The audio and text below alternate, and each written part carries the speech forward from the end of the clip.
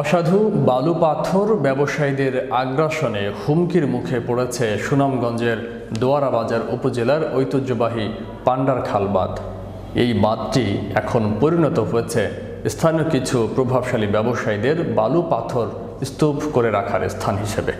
দীর্ঘদিন ধরে পান্ডারখাল বাঁধের দুই পাশের ইট বালু পাথর স্তূপ করে রাখার কারণে বাঁধের অধিকাংশ মূল্যবান গাছপালাই ইতোমধ্যেই মরে গেছে।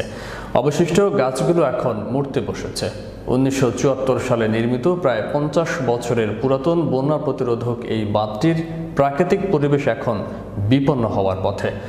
নিয়মনীতির তোয়াক্কা না করেই দীর্ঘদিন ধরে প্রশাসনের চোখের সামনে প্রকাশ্যে চলছে এই ব্যবসা।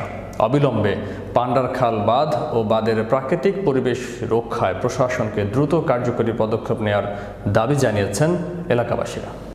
গাছে মরিয়া দেখতেছি কি কারণে, এরপরে একটা পর্যটক কেন্দ্র লান আছে এই জায়গাটা, ওই জন্য ওগুলার ক্ষতি হয় বেশি। আমরা তো ক্ষতি আছি, বাড়িও নিব কি আমরা? আমরা তো বাড়ি করে থাকতো না, পয়লা নম্বর একটা লাগে।